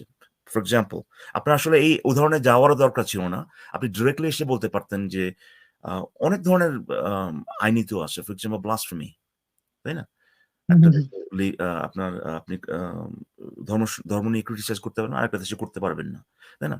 তো আমরা যখন কিন্তু হ্যাঁ, এই কথাগুলো বলি তখন আমরা তো বলি না যে ভাই আমেরিকাতে তো ভাই ক্রিটিসাইজ করা যায় সুতরাং এটা তো নিশ্চয়ই ভালো। না। আমরা দেখাই যে কেন একটা মানুষের সেই বাক স্বাধীনতা থাকাটা উচিত। যেকোনো আইডিওলজি বা যেকোনো মতামতকে ক্রি আ আ ক্রিটিসাইজ করার। হুম? সেইটা আমরা বলি। এবং আমরা আশা করি যে যখন কোন একটা দেশে আইন প্রণয়ন করা হবে এই অবজেক্টিভ রিজনিং যেটাকে আমরা দিচ্ছি আরকি, কেন থাকা উচিত এইটাকে রিফ্লেক্ট করবে আরকি সেই আইনে। তো ওই ১ম ব্যাপারটাতে আমার এতটুকুই বলার আছে। আশা করি বুঝতে পারছেন। এবং ২য় যে ব্যাপারটা বিয়ে এবং আম সেক্স করার জন্য যে এইজ অফ কনসেন্ট, হুম? এই জিনিসগুলো তো এই ২ টা জিনিসকে আবারও এই মুমিনরা আরকি এক এইটা আমি বলব না যে তারা ইচ্ছে করে করে। অনেক ক্ষেত্রে হয়তোবা ইচ্ছে করে করে। অনেক ক্ষেত্রে হয়তোবা তারা বুঝতে পারে না বা এই ২ টো জিনিসকে তারা অনেক সময় গুলায় ফেলে। আম এইজ অফ কনসেন্ট আপনার আপনি সেক্সুয়ালি অ্যাক্টিভ যখন হবেন, সেক্ষেত্রে আপনি কনসেন্ট দিতে পারেন কি পারেন না সেটার সাথে রিলেটেড। আর মুমিনরা যে জিনিসটা করে বিয়েটাকে আসলে প্রাইমারিলি আপনার এটা একটা লিগালাইজ সেক্সুয়াল অ্যাক্টিভিটি এইভাবে প্রেজেন্ট করে ওই আল্টিমেটলি আপনার ওই সেক্স করার সাথেই মিলায় ফেলে। বিয়ে ইকুয়ালস সেক্স। কিন্তু বিয়েটা তো ভাই শুধুমাত্র ওই সেক্স এটা না, তাই না? এখানে কিন্তু আরো হ্যাঁ, হ্যাঁ। অনেক ব্যাপার-স্যাপার আছে। আসিফ ভাই জাস্ট একটা সাইড ইয়ে একটা সাইড টাচ করছেন সেটা হচ্ছে আপনার আম যেহেতু বেশিরভাগ বিয়েগুলোতেই মানে বিয়ের পরে আরকি সেখানে সন্তান নেওয়ার ব্যাপারটা চলে আসে। শুধু ওই ব্যাপারটা টাচ করছেন যেটা আপনার একটা অপ্রাপ্তবয়স্ক মেয়ের জন্য কতখানি খারাপ হতে পারে। কিন্তু এইটা ছাড়াও আরো অনেক ব্যাপার-স্যাপার আছে কিন্তু। বিয়েটা একটা কন্ট্রাক্ট। সেখানে আরো কি জিনিস জড়িত আছে চিন্তা করে দেখেন। প্রপার্টি রাইটস জড়িত আছে, ঠিক না? হ্যাঁ, প্রপার্টি সবকিছুই আছে। প্রপার্টি হ্যাঁ, রাইটস হ্যাঁ। জড়িত আছে। তারপরে ধরেন একটা বিয়ে কন্ট্রাক্টটা যখন কিনা হয় আরকি আপনার আ যখন ডিভোর্স এ চলে যায় মানে তার মানেটা কি কন্ট্রাক্টটা বাতিল হয়ে যাচ্ছে। সেই বাতিল হইলে পরে সেখানে কি হইতে পারে? হ্যাঁ? কি হইতে পারে সেখানে? এটা বাতিল হওয়া মানে আপনার অনেক ব্যাপার-স্যাপার আছে না? ধরেন বাচ্চা-কাচ্চা সেখানে আছে। বাচ্চা-কাচ্চা কার কাছে যাবে, কোথায় যাবে, প্রপার্টি কিভাবে হবে, ডিভাইড করা হবে। এই যে এইসব ব্যাপারগুলো এই ব্যাপারগুলা বোঝার জন্য যে কগনিটিভ যে ইয়েগুলো দরকার, যে ফ্যাকাল্টিজ মানে এটা যে ডেভেলপড হওয়া দরকার, এইটা একটা অ্যাসপেক্ট, ঠিক আছে? সো জি, জি, জি। আপনি চিন্তা করে দেখেন, আপনি যদি আজকে আ আপনি যদি আজকে কি বলে ওটাকে ধরেন ভোটের কথা চিন্তা করেন। আপনি ভোট দিতে পারেন না ১৮ বছরের নিচে হইলে পরে। আপনি আম ব্যাংকের সাথে কন্ট্রাক্ট করতে পারেন না। আপনি কমার্শিয়াল কন্ট্রাক্ট করতে পারেন না। পৃথিবীর মানে অনেক দেশে এরকমই আরকি যে আপনি ১৮ বছর নিচে হইলে পরে আপনি এই ধরনের চুক্তিগুলোতে যেতে পারেন না। কারণ ওই চুক্তিগুলোতে যেটা লেখা আছে বা আপনার এই চুক্তিগুলো যদি আপনি ফলো না করেন বা ফলো করেন consequence গুলা কি এটা বোঝারই ক্ষমতা হয় নাই। ঠিক আছে? সো আপনি যদি বিয়েটাকে ওইভাবে দেখেন, শুধুমাত্র যে সেক্স করতে পারে কি পারে না, হ্যাঁ? সেক্স করতে পারে কি পারে না, বাচ্চা জন্ম দিতে পারে কি পারে না, এইটা হ্যাঁ? এই যে লিমিটেড একটা আইডিয়া এটাকে বাদ দিয়ে যদি আপনি বিয়ের সাথে যে আরো অনেক সিরিয়াস ব্যাপারগুলো জড়িত, হুম? চিন্তা করে দেখেন প্রপার্টি রাইটস টা যেটা একটা ছেলে বা হ্যাঁ, একটা বুঝতে মেয়ে পারছি। আপনার মূল পয়েন্ট বুঝতে পারছি। হ্যাঁ, সো এই জিনিসগুলা কিন্তু জি। আনতে হবে। এই জিনিসগুলা শুধু আনতে হবে শুধু তাই না। মানে এই জিনিসগুলো খুবই ইম্পোর্টেন্ট। এটা খুব মানে একটা মাইনর ব্যাপার না। মানে খুবই জি। ইম্পোর্টেন্ট একটা ব্যাপার। এবং এই জিনিসগুলা বোঝার, হ্যাঁ? এই জিনিসগুলা এই কন্ট্রাক্টটা বোঝার আ আ বোঝার মতো ক্ষমতা থাকতে হবে আরকি। সেজন্যই এইজ অফ কনসেন্ট সেক্স করার জন্য এবং বিয়েতে যাওয়ার জন্য যে আ আ আপনার চুক্তিটা বোঝার জন্য এই চুক্তিতে যাওয়ার জন্য যে ইয়েটা ম্যাচুরিটি দরকার সেই এইজটা ডিফারেন্ট এই কারণে। ঠিক আছে? সো যখন কিনা জি। মুমিনরা ২ টাকে মিলায় ফেলে যখন সেই কাজ তখন তারা যেটা করছে সেটা হচ্ছে একদম পুরোপুরি স্ট্র ম্যান। আমরা কিন্তু ২ টাকে আলাদা করে দেখি। ঠিক আছে? তো আশা করি হ্যাঁ, বুঝতে একই পারছেন। সাথে একই সাথে ইকবাল ভাই যে একটা বাচ্চা মেয়ে যখন মানে স্কুলে যায় বা হুম, পড়ালেখা করে, হুম। এর মাঝখানে যদি তার বিয়েটা হয়ে যায়, আমরা যেটা দেখি যে মেক্সিমাম ক্ষেত্রে যেটা হবে যে এর আর পড়ালেখাটা হবে না। এক্সাক্টলি। কারণ তার একটা নতুন ফ্যামিলিতে অ্যাডজাস্ট করার মতো ও যেই ইয়াটা লাগে, যে এফোর্টটা দিতে হয়, ওইখানে যে রান্না-বান্না করে ওই ফ্যামিলির মানুষদের মন মতো নিজেকে তৈরি করা, নিজেকে আবার আ নতুন করে গড়ে তোলা, হ্যাঁ? একটা নতুন বাসাতে তো সে যাচ্ছে। এমন তো না যে ছেলেটা মেয়েটার বাসায় আসতেছে, তা তো না। মেয়েটাই ওই ছেলেটার বাসায় যাচ্ছে, তার ফ্যামিলির সাথে গিয়ে এড হচ্ছে। এখন ওইখানে শ্বশুর-শাশুড়ি থাকে, আত্মীয়স্বজন থাকে। তাদের মতো করে মানে নিজেকে আবার ঢেলে সাজানো। যে তাদের মতো করে গড়ে তোলা। এই গড়ে তোলাটার প্রসিডিউর এর মধ্যে দিয়ে একটা মেয়ে যখন যাবে তখন আ সে তো তার ওই ফ্যামিলির শাশুড়ির সেবা করতে হবে, শ্বশুরের সেবা করতে হবে, স্বামীর সেবা করতে হবে। খালা-খালু, চাচা-চাচী যারা আছে সবারই আল্টিমেটলি সেবা তার করতে হবে। এখন এই রকমের একটা পরিস্থিতিতে যখন একটা গোটা সংসারের দায়িত্ব অনেক সময় তার কাঁধেই চাপায় দেওয়া হবে যে, "তুমি এটা করো, তুমি তো নতুন বউ, তোমার এটা করতে হবে।" তখন দেখা যায় তার সেই পড়ালেখাটা আর হয় না। এই পড়ালেখাটা যে যখন হবে না, এটা তো একটা বিরাট প্রবলেম। হ্যাঁ, এটা পড়ালেখাটা একটা যখন বিরাট হ্যাঁ, আসিফ ভাই এটা ডেফিনিট বিরাট প্রবলেম শুধু তাই আমি নয়। কি এখানে কিছু বলতে পারি? মানে আসিফ ভাই, এইটার কিন্তু একটা সলিউশন মুমিনরা অলরেডি দিয়ে দিছে। যে আপনি যেটার কথা বললেন যে আ তারা ঐরকম মেন্টাল ম্যাচুরিটি পাবে কিনা, সবার সেবা করতে হবে, নিজেকে আবার নতুনভাবে গড়ে তুলতে হবে সেই বা এবং আম সবার খেয়াল সবার খুশিটা রাখতে হবে। তো ওই ক্ষেত্রে বা আপনি নিশ্চয়ই নাম জানেন ডক্টর শক্তি। ডক্টর শক্তি ওইটার সলিউশন দিয়েছেন। যদি ছোটবেলা থেকে নারীদেরকে ওই মেন্টালিটিতেই আপনি বড় করেন যে তার প্রাইমারি কাজ হচ্ছে স্বামীর সেবা করা, সংসার করা, আ বেবি নেওয়া। এটা যদি ওইভাবে করেন রেদার দ্যান আপনি এই যে কোন একটা প্রিমিয়ার লিগের মধ্যে তাকে বুট করে রাখলেন বা কোন একটা মুভির মধ্যে তাকে বুট করে রাখলেন। ওগুলো না করে যদি বাচ্চাদেরকে বড় করে নিই ওইভাবে যে তার আ শারীরিক আ হওয়ার সাথে মানে তাদের ক্যালকুলেশন অনুযায়ী তাদের পিরিয়ড হওয়ার সাথে তাকে একটা ইসে যেতে হবে। তাকে একটা আম আম শ্বশুরবাড়ি যেতে হবে, তাকে তার স্বামীকে সেবা করতে হবে, স্বামীর সাথে সেক্স করতে হবে, বাচ্চা পয়দা করতে হবে। ওই মেন্টালিটি দিয়ে যদি বড় করেন, তাহলে কি এটা সলিউশন না আসিফ ভাই? আপনি কি মনে করেন? ইস! ইস! মানে এগুলো না শুনতেও কান গরম হয়ে যাচ্ছে। আসিফ ভাই, এটা কিন্তু আবার ওই একই ইনস্ট্যান্স হইলো। একই যে আমি যেটার কথা বলছিলাম, প্রবলেমও তৈরি করতেছে ইসলাম, আবার সলিউশনটাও ইসলামিক। প্রবলেমটাও তৈরি করতেছে ইসলাম, যে এখানে বাল্যবিবাহের মাধ্যমে, আবার সলিউশনটাও ইসলামিক। যে ওই যে প্রবলেমটা তৈরি হচ্ছে আরকি, ওইটাকে কিভাবে প্রবলেমটাও দিচ্ছে ইসলাম, মানে বাল্যবিবাহ করার মতো প্রবলেমটাও দিচ্ছে ইসলাম। আর সলিউশনও আছে এটার মধ্যে। হ্যাঁ, সলিউশন অলরেডি আছে রাইট। সলিউশন। যে ওই যে যার আপনি ওইভাবেই বড় করবেন। হ্যাঁ, বাল্যবিবাহ করার পর করলে পরে যে প্রবলেমটা হতে পারে, ওইটা ওদের দরকারই নাই। এটাই ইসলামিক সলিউশন। সো আর আসিফ ভাই যেটা বলছেন যে হ্যাঁ, এটা তো ডেফিনিটলি প্রবলেম যে তার পক্ষে স্কুলে যাওয়া সম্ভব না। কিন্তু আমি যেটা বলতেছিলাম, মানে শুরুতেই এইটাই সে বুঝতে পারবে না, তাই না? এটা তো সে বুঝতে পারবে না এডিশনাল রেসপন্সিবলস গুলা কি, কি? তার যে আরো মানে এই চুক্তিতে যাওয়ার পরে মানে পার্টিকুলারলি বাংলাদেশের কালচার আপনি যেগুলো আনতেছেন আরকি, এই যে এডিশনাল যে ইয়েগুলো, দায়িত্বগুলো, এগুলো তার জীবনকে কিভাবে ইমপ্যাক্ট করবে, এইটা বোঝার ক্ষমতাই তার হয় নাই। সো মানে একেবারে বিগিনিং একদম স্কোয়ার ওয়ানেই এইজন্যই আমি এটাকে প্রবলেম মনে করি। মানে যাওয়ার পরে সে যে আর পারতেছে না স্কুলে যেতে, এটা তো আরো বিশাল প্রবলেম। এটা তারপরে অনেক পরে, মানে এটা হয়ে যাওয়ার পরে, বিয়ে হয়ে যাওয়ার পরে। আমি ১ম এই প্রবলেম দেখতেছি যে এই জিনিসটা যে তার জীবনের জন্য যে প্রবলেম করতে পারে, এটা বোঝার ক্ষমতাই তার হয় নাই। এই কারণেই ভাই সেক্স করার জন্য এইজ অফ কনসেন্ট আর আম এইজ অফ ম্যারেজ যেটা, এটা ডিফারেন্ট। ঠিক আছে? বুঝতে পারছেন মাহবুব ভাই? আর মেহবুব ভাই, সরি। হ্যাঁ, আসিফ হ্যাঁ ভাই, ভাই বুঝতে পারছি। আর আরেকটা জিনিস আর আমি পয়েন্ট আউট করতে চাই এখানে। বাঁশবিহারী ভাই বোধহয় কিছু বলবেন। আচ্ছা, ইকবাল ভাই, বাসবিহারী ভাই বলেন, হ্যাঁ। বাঁশবিহারী ভাইকে একটু বলতেন। হ্যাঁ, বাঁশবিহারী ভাই বলেন। হ্যাঁ, এখানে আরেকটা পয়েন্ট আমি যোগ করতে চাই। এই শারীরিক সমস্যা তো থেকেই গেল বাল্য বিবাহেতে, উচ্চশিক্ষা থেকেও বঞ্চিত হলো। আরেকটা জিনিস হচ্ছে, একটা মনস্তাত্ত্বিক ব্যাপার আছে, যেটা কোনো একটা অঞ্চলে ছড়িয়ে পড়ে। সেটা হচ্ছে, মনে করুন আমরা এই ৪-৫ জন একসঙ্গে বন্ধু। এবারে আমাদের এই ৪-৫ জন বন্ধুর মধ্যে মনে করুন ৩ জন ভালো চাকরি পেয়ে গেল বা কোথাও চলে গেল উন্নতি করল। বাকি ২ জন কিন্তু যথেষ্ট বিমর্ষ হয়ে পড়ে। বয়স হলে সেটা মেনে নেয়া যায়, কিন্তু একটা নাবালক নাবালিকা এটা মানতে পারে না। ঠিক একইভাবে এক পাড়ায় যদি কোনো অঞ্চলে যদি গোটাচারেক ছেলে বা মেয়ে যদি বন্ধু থাকে, তাদের মধ্যে যদি ফটফট করে ২টা-৪টে বিয়ে হয়ে যায় বাল্যবিবাহ, নাবালক অবস্থায়, তখন বাকিগুলোর উপরে যে ধাক্কাটা আসে, মনস্তাত্ত্বিক ধাক্কা, এটা কিন্তু তাদের পক্ষে সামলানো খুব খুব সাংঘাতিক হয়ে পড়ে। প্রায় পারে না বললেই চলে।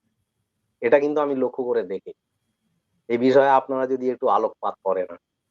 এবং আরো এটার সাথে আরো যে জিনিসটা এড হয় যে একটা বাচ্চা মেয়ে যখন শারীরিকভাবে প্রস্তুত না, যৌন কাজের জন্য যখন শারীরিকভাবে প্রস্তুতি না, তখন যদি এই অভিজ্ঞতাটা তার হয়, সে হয়তো বাদবাকি জীবন এই অভিজ্ঞতাটা তার একটা ভয়ের অভিজ্ঞতা হিসেবে দেখা দিতে পারে।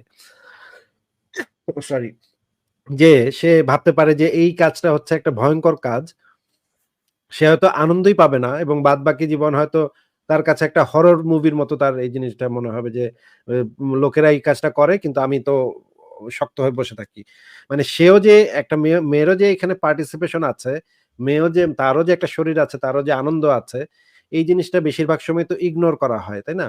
আমরা এই স্পৃহা আপনার কাছ থেকে আমরা একটু জানতে চাই যে আপনার কি এই বিষয়ে কোনো মতামত আছে? আমি এই ব্যাপারে একটা জিনিস বলতে চাচ্ছিলাম, সেটা হচ্ছে জানি না মানে জিনিসটা বলতে আমার কাছে একটু আনইজিও লাগছে। তারপরেও যখন আপনি জিজ্ঞেস করছেন আমি বলি, যখন একটা মানে অপ্রাপ্তবয়স্ক মেয়ের বিয়ে হয় একটা প্রাপ্তবয়স্ক একটা লোকের সাথে, তখন দেখা যাচ্ছে যে ওই লোকটা একদম মানে সে এই ব্যাপারে একদম ফুল একটা এজে থাকে। সে জিনিসটা যেভাবে নিয়ে বা যেভাবে সে জিনিসটাকে সে অ্যাকসেপ্ট করে, ওই মেয়েটার তো ওই বয়স না, সে তো এখনো ওই পর্যায়ে যায় নাই, তার এখনো গ্রোয়িং। তো সে ওই সে ওই বয়সটা পার করে ফেলতেছে হয়তো জোর জবরদস্তির মাধ্যমে। তার বয়সটা সে এনজয় করে সে হয়তো বার্ধক্যে চলে যায়, কিন্তু ওই মেয়েটা ওই লোকটার বার্ধক্য বয়সে ওই মেয়েটা তখন প্রাপ্তবয়স্ক হয়।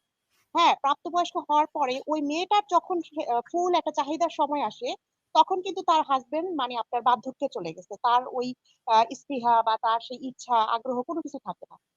এই জন্যই দেখা যাচ্ছে যে এই ধরনের এজ ডিফারেন্সের যে কাপল গুলা এদের মধ্যে এই মেয়েদের মধ্যে পরকীয়ার সংখ্যাটা অনেক বেশি, অনেক বেশি। এই জিনিসটা মানে এখন অনেকেই মনে করে যে মেয়ে মানুষ সে কেন এরকম অ্যাগ্রেসিভ বা এই ধরনের হবে কেন, মেয়েদের চরিত্র।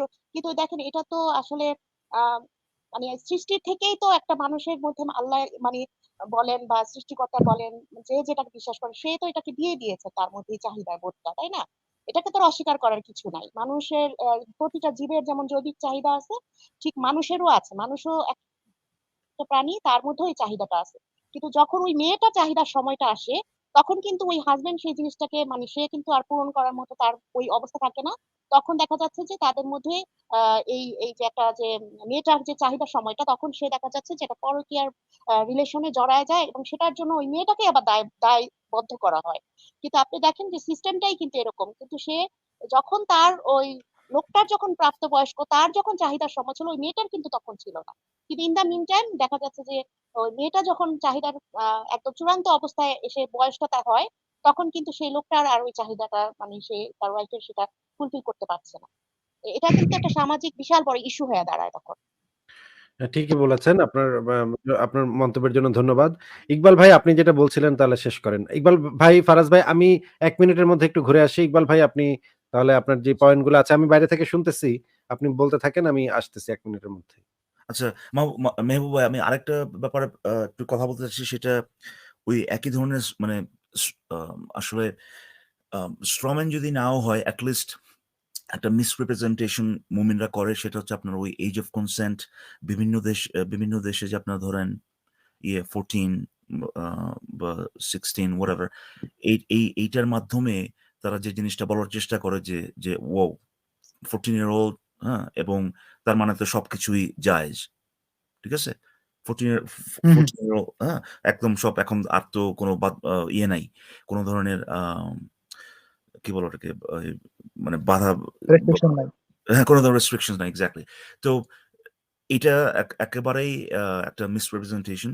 প্রত্যেকটা দেশেই যেখানে আপনারা দেখবেন আর কি যে এই ধরনের ইয়ে করা হয়, ডিফারেন্সিয়েশন করা হয়, এই এজ অফ ম্যারেজ এবং এজ অফ কনসেন্ট যেখানে ডিফারেন্সিয়েশন করা হয়, সেখানে আপনি দেখবেন যে এই আইনগুলো যদিও, আচ্ছা উনি কিছু আচ্ছা আইনগুলো যদিও ওই একটা ব্যক্তির, সেটা ছেলে হতে পারে, মেয়ে হতে পারে, তার যে সেলফ সভারেন্টি যেটাকে বলে, যে নিজের ইচ্ছায় একটা বা নিজের উইল যেটা, সেটাকে প্রেজেন্ট করার বা সেটাকে এক্সপ্রেস করার অধিকারটাকে রেসপেক্ট করতেছে। একই সাথে সেই আইনগুলোও আছে যেখানে তাকে ওই প্রোটেক্ট করার জন্য সেফগার্ড করে আর কি। হ্যাঁ, সো কিভাবে সেটা আমি বলি। আসিফ ভাই কয়েকটা উদাহরণ দিলেন যে এই আপনার এজ গ্যাপ যেটা, ঠিক আছে? অনেকগুলো দেশেই এই জিনিসটা একই সাথে আছে যে এজ অফ কনসেন্ট এটা হলে পরেও আপনার ওই এজ অফ কনসেন্টটা সে এক্সারসাইজ করতে পারবে যদি আপনার পার্টনার সাথে এজ ডিফারেন্সিয়ালটা এরকম হয় 2 বছর বা 3 বছর, সামথিং লাইক দ্যাট। আর যদি সেরকম কিছু না থাকে, এরপরে স্টিপুলেশনস আছে। কিরকম আমি বলি যে ওই যে কিনা মাইনর, মানে যার কিনা বয়স 18 নিচে, তাকে যে কোর্স করা হয় নাই, তাকে যে ইমোশনালি ম্যানিপুলেট করে যে তার কনসেন্ট নেওয়া হয় নাই, এই জিনিসটা অ্যাবসোলিউটলি ওই যে কিনা মাইনর না, মানে যে কিনা অ্যাডাল্ট, তাকে এনশিওর করতে হবে। এবং এই জিনিসটা করা খুবই ডিফিকাল্ট, যে প্রমাণ করা যে সে কোর্স ছিল হ্যাঁ, না। এটা তো খুবই অনেকটা মানে ধর্ষণের ক্ষেত্রে অনেক জিনিস এখানে দেখতে হয় আসলে। রাইট। এটা সো তার মানে হচ্ছে যে এটা, প্রচুর পরিমাণে কঠিন বিষয় আরকি। হ্যাঁ, তো তার মানে হচ্ছে যে ইন সেন্স বা ইন প্র্যাকটিস, ইভেন ওই মাইনর যদি মিথ্যা বলো সেটাও কিন্তু তার পক্ষের কোনো মানে ওই লোক জানতো না, ওইটার পক্ষের কোনো এভিডেন্স হিসেবে নেওয়া হয় না, as far true as I true know. True so honest ওই লোকের উপরেই, হ্যাঁ, এরকম দেখা গেছে যে কেউ যদি বলে যে না আমি actually 18 whatever it is, doesn't matter, ব্যাপারটা হচ্ছে ওই যে কিনা অ্যাডাল্ট, আপনি এখানে কিন্তু যে এজ গ্যাপ যদি 2-3 ইয়ার্স থাকে, তাহলে সেখানে তো আপনি আর কিছু করতে পারতেছেন না, তারা দুইজনেই মাইনর। এট বেস্ট আপনি যেটা করতে পারেন সেটা হচ্ছে যে এই জিনিসগুলো যাতে প্রিভেন্ট করা যায়, সেটার আপনি ওই স্কুল থেকেই আপনি প্রিভেন্ট করা যেতে বা এটার যে ক্ষতিকর যে দিকগুলো সেগুলো যাতে মিনিমাইজ করা যায় সেই ব্যাপারে আপনি তাদেরকে এডুকেট করতে পারেন স্কুলে। এটাকেই আমরা সেক্স এডুকেশন বলি, যেটা কিনা মুমিনরা আবারও সেখানে স্ট্রমেন করে সেক্স এডুকেশনকে তারা এভাবে প্রেজেন্ট করে যে অ্যাজ ইফ কিভাবে সেক্স করতে হয় সেটা, হ্যাঁ? কত কিভাবে, হ্যাঁ? এই অ্যাজ ইফ এইটা হচ্ছে সেক্স এডুকেশন না। কিভাবে সেফ থাকা যায় এই বিভিন্ন ধরনের আপনার কি বলে ওটাকে sex danger education is equal to penetration 101 sorry আমি এটা আসলে হাসতে চাইনি। বাট ওইভাবে তার প্রেজেন্ট করা আরকি। সো এই জিনিসগুলো আমরা করতে পারি। আর যেখানে কিনা একজন অ্যাডাল্ট ইনভলভড, হুম? একটা মাইনরের সাথে সেখানে যদি এজ অফ কনসেন্ট টা যদি থাকে এবং সেখানে ওই ধরনের স্টিপুলেশন যদি না থাকে যে ২ বছর ৩ বছর এই গ্যাপটা ম্যাক্সিমাম গ্যাপ এটা হতে পারে। সেই ক্ষেত্রেও অ্যাডাল্টের কিন্তু একটা রেসপনসিবিলিটি আছে যে এই বিয়ন্ড রিজনেবল ডাউট তাকে দেখাইতে হবে যে সে কোনোভাবে ইমোশনালি ম্যানিপুলেট করে ওই মাইনরের কনসেন্ট নেয় নাই। বুঝতে পারছেন? মেহবুব ভাই? সো এবং হ্যাঁ, এটার হ্যাঁ। দায়িত্ব কিন্তু অ্যাডাল্টের। এই দায়িত্বটা পুরোটাই অ্যাডাল্টের, অ্যাডাল্ট মাইনরের তো না। তো এইটা মুমিনদের কাছ থেকে যখন মুমিনদের লাইভে আপনারা যখন শুনবেন, ব্যাপারটা হচ্ছে যে ওরা জীবনেও ওই ই আইন কখনো ঘেঁটে দেখে নাই কিংবা সেই আইন সম্পর্কিত কোনো আর্টিকেলও পড়ে দেখে নাই। তারা জাস্ট দেখছে যে ১৩ বছর দ্যাটস ইট বা ১৪ বছর এবং তারপরে তারা সেইটা লাইভে তারা বলা বলা এভাবে বলতেছে, এভাবে প্রেজেন্ট করতেছে যে, "এই তো ভাই, ওরা তো ১৪ বছর বয়সী ভাই। যারে খুশি তারে করতে পারে। আর কোনো মানে বাধা নাই, বিপত্তি নাই, কোনো রেস্ট্রিকশনস নাই, কিছু নাই।" এই পুরো জিনিসটাই একটা আ মানে স্ট্রম্যান বলতে পারেন কিংবা মানে এট আ মিনিমাম এটা একটা গ্রোস মিসরিপ্রেজেন্টেশন। হ্যাঁ? এই আইনগুলো ওইভাবে না ভাই। ওইভাবে একদমই না। এবং এটার সাথে আরেকটা পার্ট হচ্ছে যে ওই কিছু জায়গায় আপনারা দেখবেন যে এইজ অফ ম্যারেজ যেটা সেখানেও একটা এক্সাম্পশন আছে। কিছু ক্লজ আছে আরকি। যেটা কিনা একেবারেই মানে খুবই রেয়ার সিচুয়েশন এ অনেক সময় এরকম হইতে পারে যে তারা যদি একটা আ মানে খুবই আ আবারও বলতেছি খুবই রেয়ার একটা সিচুয়েশন এ প্যারেন্টাল সুপারভিশন বলেন বা কোর্ট, লিগ্যাল সুপারভিশন এগুলোর আন্ডারে থেকে যদি একটা আ আ আ ধরেন সেখানে একটা বাচ্চা হয়ে গেছে বা সামথিং লাইক দ্যাট, হ্যাঁ? কনসেপশন হয়ে গেছে। সেখানে যদি তারা রেসপনসিবিলিটি নেয় এবং যে এখানে জাজ থাকবে, এখানে আপনার সোশ্যাল ওয়ার্কার থাকবে, এখানে আপনার কি বলে আ আ সাইকোলজিস্ট থাকবে, এখানে আপনার ডক্টররা থাকবে। এগুলো একটা প্যানেল মিলে ডিসাইড করবে যে বেস্ট অপশনটা কি। এখন এইটা কিন্তু একটা আইন থেকে প্রচলিত আইন যেটা সেটা থেকে একটা এক্সাম্পশন। ঠিক আছে? এইটাকে হুম। তারা ইকবাল ভাই, হ্যাঁ, in sorry. Every single case go ahead. কোনটা? ইন এভরি সিঙ্গেল কেস আপনি যে এক্সাম্পশন যেটার কথা বললেন যে হ্যাঁ, মাইনর 13 ইয়ার্স এর ও বিয়ে করতে পারবে। যখন বললেন যে এখানে ডাক্তার থাকবে, সাইকোলজিস্ট থাকবে, আরো অনেকে ফিজিশিয়ান থাকবে। হ্যাঁ। ইন এভরি সিঙ্গেল কেসে কি এগুলো ফলো করা হয়? না। এটা মানে আমি যেটা বললাম এক্সট্রিমলি রেয়ার এবং শুধু তাই না, এই আইনগুলো না, আসলে না, না, যে রেয়ার কেস গুলোতে আর কি অ্যালাউ করা হয় তারা হ্যাঁ, কি সবগুলোকে কি উইথ ডাক্তার, ফিজিসিস্ট এদের উপর দিয়ে যাওয়ার পরে কি তারপরে এটা হ্যাঁ। ওটাকে অ্যালাউ করা হয়? এই চাইল্ড ওয়েলফেয়ার প্রত্যেকবার আমি বলব যে এইখানে মানে এখানে হ্যাঁ, প্রত্যেকটা কেসেই? নিয়মটা এটাই যে এইটা এইটা কোর্ট নির্ধারণ করে যে ইয়েটা কি হবে।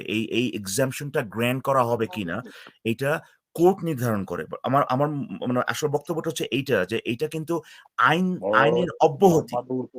হ্যাঁ? সরি। হ্যাঁ, মেহবুব ভাই এটা কিন্তু আইনটাকে স্থগিত করে একটা স্পেশাল কেসে খুবই রেয়ার একটা কেসে একটা স্পেশাল ডিসিশন নেওয়া হয়। কিন্তু মুমিনরা এই জিনিসটাকে আচ্ছা কেউ একজন কথা বলছেন এখানে। আ মুমিনরা এই জিনিসটাকে প্রেজেন্ট করে এইভাবে অ্যাজ ইফ এইটা হচ্ছে গিয়ে আপনি মানে একটা নরমাল সিচুয়েশন। আপনি গেলেন, কোর্টে গিয়ে বললেন যে ইয়ে ১৩ বছর বয়স, ১৪ বছর বয়স রাজি আছে ভাই, প্যারেন্টও রাজি আছে, চলেন বিয়া করি। এই জিনিসটা একেবারেই সেরকম না। কিন্তু মুমিনরা এই জিনিসগুলো করে যাতে করে এই মিথ্যা কথাগুলো বলে। এই জিনিসগুলো বহুবার এগুলো নিয়ে আমরা কথাবার্তা তার বলছি। মানে আপনি বলতে চাচ্ছেন এরকম না যে মিয়া বিবি রাজি কিয়া করেগা কাজী, এক্সাক্টলি। এরকম না কিছু? ভাই আপনার জেলে ঢুকায়া দেবে ভাই। আপনি যান না যে গিয়া দেখেন যা আমার এই এর এর আ আ ১৪ বছর বয়স ওর বাপ মায়ের রাজি আছে। চলো না আমরা পূর্ণাঙ্গ দুইটা ভোগের মূল্য license নিয়ে দিয়ে আসি। নিয়ে আসছি আমি আমি আমি ইয়ে দিছি এনাফ টাকা দিছি তার বাপরে হবে না কি বলেন ভাই No, absolutely not. এবং আরো আইরনিটিকে জানেন ফরাজ ভাই, এই আইনগুলো আচ্ছা legacy- ইকবাল ভাই নয়েজটা আপনার ওইখান থেকে হইতেছে আপনি যে নয়েজটার কথা বললেন বারবিয়ারি ভাইয়ের কথা বা কিছু একটা শোনা যাচ্ছে সেটা আপনার ওইখান থেকে শোনা যাচ্ছে দেখেন তো একটু আপনার কোনো ডিভাইস অন আছে নাকি না না, আমার তো কোনো ডিভাইস অন নাই, আই এম সরি বাট আমার তো কোনো ডিভাইস অন নাই এখন। তাহলে বারবিয়ারি তো মিউট করা বারবিয়ারি ভাইয়ের একটা কথা রিপিট শুনতে হচ্ছে না হ্যাঁ, বাসবির ভাইয়ের কথাই শুনতেছিলাম। আরেকজন হ্যাঁ আমিও বাষ্পের বের কথাই শুনতেছি কিভাবে আসতেছে বুঝতেছি না আমি মিরাক্কল কি মিরাক্কল দেখাই দিলেন বারবিয়ারি ভাই আপনার তো মিউট মিউট করা আচ্ছা আমাদের এখানে কি নবী রাসূলের আবির্ভাব ঘটলো বাসবির ভাইটা কি আমি দেখতেছি শুধুমাত্র ইকবাল ভাইয়ের এখান থেকে আওয়াজ আসতেছে তাহলে হয়তো বা ইকবাল ভাইয়ের কোনো একটা ডিভাইস অন থাকতে পারে unmute করা আছে, কিন্তু মেহবুব ভাই এখন আনমিউট করছে তখন আচ্ছা, এখন তখন করছে। মিউট করা ছিল আমি শিওর না ভাই কি হচ্ছে। আওয়াজটা বাসবিহারী ভাই ছিল আর কি এই সময়। আচ্ছা আচ্ছা, এনিওয়ে মেহবুব ভাই, তো আমি এটা বলে শেষ করে দিই আর কি, যে এই আইরনিটার আমার কোথায় তো এই মিউট আইনগুলো। করা আচ্ছা এই আমার এই তো আইন, মিউট করা হ্যাঁ মিউট করা ছিল, শিওর না আমরা কিভাবে এটা হইলো আর কি। বাট এনিওয়ে মেহবুব ভাই, এই যে আইনের এক্সাম্পশন গুলা, এটার মানে এটা একটা মানে একটা আইরনিক ব্যাপারটা কি জানেন, মুমিনরা কিন্তু প্রেজেন্ট করতেছে, অবশ্যই মিসপ্রেজেন্ট করতেছে, বলতেছে অ্যাজ ইফ এটাই নর্মাল, কিন্তু এটা নর্মাল না, এটা আইনকে স্থগিত করে একটা স্পেশাল কেসে একটা হ্যাঁ আপনার গাইডলাইন বলতে পারেন। কিন্তু এই গাইডলাইন যেটা, এটা সবচেয়ে বড় বেনিফিশিয়ারি কারা জানেন, এগুলো কিন্তু লেগেসি আইন আর কি, মানে এগুলো বহুদিন আগে থেকে আসে। এখন পার্টিকুলার আমেরিকাতে আমি বলবো যে যে প্রায় বেশিরভাগ স্টেটেই নতুন লেজিসলেশন আসতেছে যেখানে কিনা এই এক্সাম্পশন গুলাও আসলে বন্ধ করে দেবে। কোনো ধরনের রিলিজিয়াস এক্সাম্পশন বা কোনো ধরনের এক্সাম্পশন থাকবে না, স্ট্রেট 18। হ্যাঁ, এটা আস্তে আস্তে আস্তে আস্তে হচ্ছে। কিন্তু এই যে আইনগুলো যে আসে, কেন কেন আসে জানেন মেহবুব ভাই? এই আইনগুলো মানে আসেই আপনার ওই রিলিজিয়াস গ্রাউন্ডে, এই রিলিজিয়াস বুঝলাম গ্রাউন্ডে মানে ধরে, বাল্য হ্যাঁ। বিবাহর গ্রাউন্ড যেগুলো আর কি, ওইখানে যাতে এই হুম, হুম। এক্সাম্পশন গুলা তারা নিতে পারে। আইনগুলো আসেই এই কারণে, যাতে করে just not in America including Saudi Arab ভাই হ্যাঁ, আচ্ছা সৌদি আরবে এখন বিয়ের বয়স হচ্ছে 18 ন্যূনতম বয়স আচ্ছা আচ্ছা, তো সেটাই বলতে চাচ্ছি, এটা আস্তে আস্তে চলে আসছে। কিন্তু যে মুভমেন্ট গুলা এই আইনগুলোকে দেখায় বলার চেষ্টা করতেছে যে আমেরিকাতে কিন্তু 13 বছর বয়সে বিয়ে করতে পারবেন, সেই মুভমেন্ট গুলো জানে না যে এই আইনগুলো আসলে আমেরিকাতে তো ভাই ধার্মিক লোক আছে, তাই না? আমেরিকা তো ভাই আইন কানুন ধর্ম দ্বারা ইনফ্লুয়েন্স হইতো একটা সময়। এই আইনগুলো হইছে ওই সময় যে এই ধর্মীয় বা ধার্মিক গুলাকে প্রচলিত আইন থেকে এক্সাম্পশন দেওয়ার জন্য। অনেকে এসে বলে, ভাই আমার ধর্মে তো লেখা আছে এত বছর বয়সে করতে পারবো। হ্যাঁ, তো এই এক্সাম্পশন গুলো ছিলই ওই কারণে, এগুলো একটা রিলিজিয়াস এক্সাম্পশনের আন্ডারেই ছিল আসলে। সো এটা একটা আয়রনি আর কি, দেখালাম আপনাদের। বাট আপনারা যখন শুনবেন এই জিনিসগুলো মুমিনদের কাছ থেকে, প্লিজ একটু যাচাই করবেন, আপনি তাদের কাছ থেকে যেগুলো শুনতেছেন ডিরেক্টলি, হ্যাঁ ওইটা মানে ওটাই ট্রু এভাবে ভাবার কোনো কারণ নাই। হ্যাঁ, এটা তারা পুরো পিকচারটা দেয় না, জাস্ট ছোট্ট একটা জিনিস নিয়ে বলবে যে এই যে দেখেন দেখেন 13 বছর বয়সে আমেরিকায় বিয়ে করা যায়, একদমই আনট্রু এটা। আশা করি আপনার পয়েন্টগুলো আমি মানে অ্যাটলিস্ট কিছুটা নতুন ইনফরমেশন অ্যাড করতে পারছি মেহবুব ভাই। জি ভাই, জি। Thank you.